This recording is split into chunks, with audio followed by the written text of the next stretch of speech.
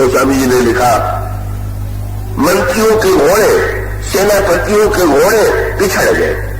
और उसका दूसरा सूत्र यह है कि जितने प्रशंसा करने वाले और भीड़ लेकर के प्रशंसा करने वाले हैं, विफल होते ही धीरे धीरे साथ छोड़ देते हैं, पीछे रह जाते हैं और प्रताप भानु अकेला हो गया। पर तुलसीदास जी ने एक और बढ़िया बात लिखी और वो ये है, उन्होंने कहा अति अकेल मग विपुल कलेशु, अति अकेल मग विपुल कलेशु तदपि मृग मग तजई नरेशु। प्रताप भानु अत्यंत अकेला हो गया। शब्द है अति अकेल। वैसे ये शब्द पढ़ के विचित्र लगता है। साहित्य का नियम ये है कि एक शब्द से अगर काम चल जाए तो दो शब्दों का प्रयोग करना नहीं चाहिए। ये अपव्यय है शब्द का। जैसे धन का अपव्यय नहीं करना चाहिए, इसी प्रकार से शब्द का प्रयोग करने में बहुत कम लोग सावधान होते हैं। जहां एक शब्द से काम चल जाए वहां पर भी अनेक शब्दों का प्रयोग करने लगते हैं। संस्कृत साहित्य में तो प्रसिद्ध युक्ति है कि अगर कोई व्याकरण आधा मात्रा भी किसी शब्द में कम कर सके तो उसको उतनी प्रसन्नता होती है जैसे बेटे के जन्म से होती। अर्ध मात्रा लाघवेन पुत्रोत्सव मंजनते व्याकरण प्रसन्न होते हैं अगर आधी मात्रा भी कम की जा सके। तो भाई अकेल माने एक व्यक्ति होगा तो कहेगा अकेला।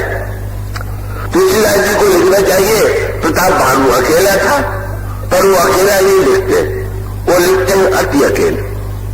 प्रताप भानु अत्यंत अकेला हो गया। तो अति शब्द तो किसी काम का नहीं, इसका तो कोई अर्थ ही नहीं। अति अकेल माने भी अकेल, अकेल माने भी अकेल, फिर यह अति शब्द काहे के लिए?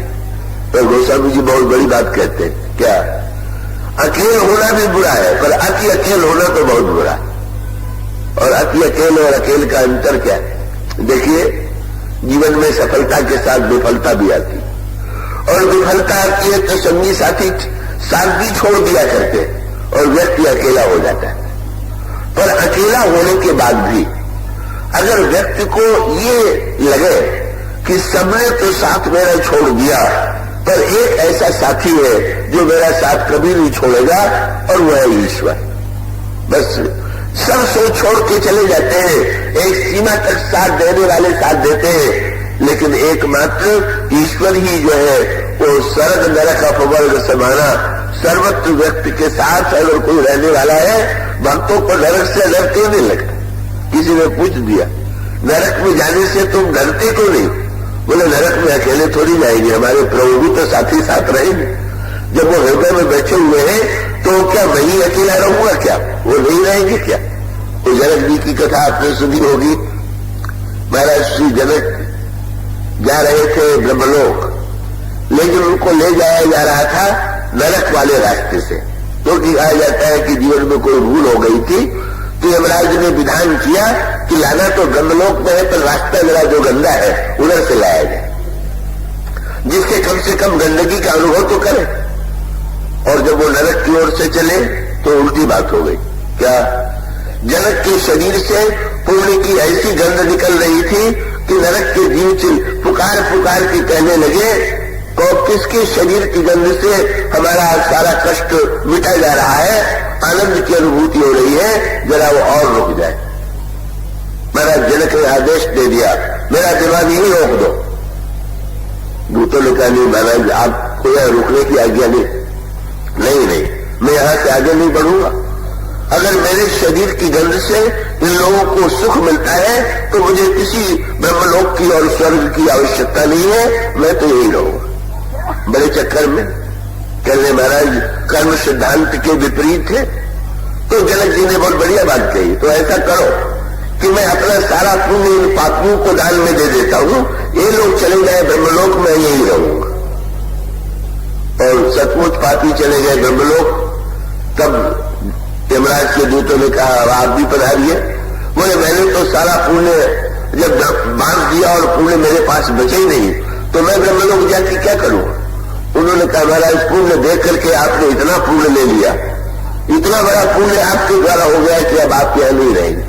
पर भाई ये जो कहा गया स्वर्ग नरक अपवर्ग समाना, जहां तक दीख धरे दनुभाना, कर्म वचन मन राउर चेहरा, राम बसौ तिनके ये डेरा।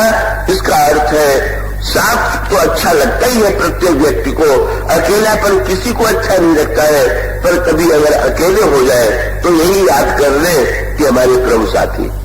लेकिन अगर अति अकेले हो गए, संसार ने भी साथ छोड़ दिया और भगवान का भी साथ छूट गया। प्रताप बाबू का दुर्भाग्य यही था कि वो अकेला नहीं, अति अकेला हो गया। और अति अकेला ईश्वर भी भूल गया, मंत्री और सेनापति भी भूल गए और लोग के पीछे भागा चला जा रहा। परिणाम क्या हुआ? जिसके पीछे भागा वो भी पकड़ में नहीं है, वो तो नकली था ही, वो तो छुप गया ही। मिल कौन गया? मिल गया कपट मुनि। ये कपट मुनि जो है, इसका अभिप्राय यह है हाथी स्वान लेवा गई। ये कपट मुनि वही राजा था जिसका राज्य प्रताप बाबू ने छीन लिया था और जो बदला मांग करके मुनि का वेश बनाए हुए बैठा था, का वो मिल गया और फिर दोनों में जो सौदेबाजी हुई, इसका अर्थ क्या हुआ? अगर सूत्र ये प्रताप बाबू के मन में अगर कोई कामना न होती, अगर फल की इच्छा न होती, तो प्रताप बाबू का पतन न होता। प्रताप बाबू का सारा दुख ही यही था कि वो मांगने लगा, और मांग भी जब उसने बताई तो इतनी लंबी मांग। जब कपट मुनि ने पूछा आपको भी कोई कमी है? बोले नहीं, वैसे तो सब कुछ है, पर कुछ दे दीजिए। पर वो कुछ की मांग तो इतनी लंबी थी कि कपट मुनि ने सोचा कि मुझसे तो बहुत आगे है, मेरी मांग तो केवल छोटी सी है, पर इनकी मांग की सूची तो बड़ी लंबी। क्या? बोले जरा मरण दुख रहित तनु हम कभी बूढ़े न हो। याद रखिएगा, ये बन कौन सा है? मोह विपिन कहलारी बसंता, मोह का बन है। और मोह का अर्थ जानते हैं क्या? एक ही भूल को बार बार दोहराना, यही मोह। जान करके भी आचरण में वही भूल, एक बार भूल करने के बाद जो भूल से सावधान हो जाए तो बुद्धिमान। और वही भूल देख करके, पर हम लोगों का स्वभाव तो विचित्र है। क्या? हम लोग अपने जीवन की भूल से तो सीखते ही नहीं। अनाद काल से हमारे सारे पुरखे जो भूल करते आए हैं, उस भूल को भी हम दोहराए चले जा रहे हैं। यही मोह महिमा बलवाना, यही मोह की विचित्रता। क्या? बुरा होना, मरना, ये अनाद काल से सृष्टि का सत्य दिखाई दे रहा। लेकिन प्रताप बाबू के मन में अब भी इच्छा है कि महात्मा जी की कृपा से मैं बूढ़ा नहीं होऊंगा और मरूंगा नहीं। यही मोह की पराकाष्ठा है। वही जहां पर मनुष्य अति के फेर में पड़ेगा, जो संभव नहीं है उसके फेर में पड़ेगा। कभी कभी समाचार पत्रों में निकलता है एक गृहस्थ ठगा गया। क्यों?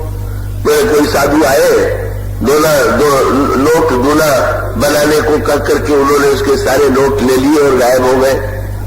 पर आप सोचिए, जो नोट लेके चला गया वो तो ठग था ही, पर जो नोट को दूना करवाने के चक्कर में था, वो भी तो स्वयं विचित्र ही था कि वो सोच रहा था कि 2 रोटी खिला करके नोट को दूना करा ले।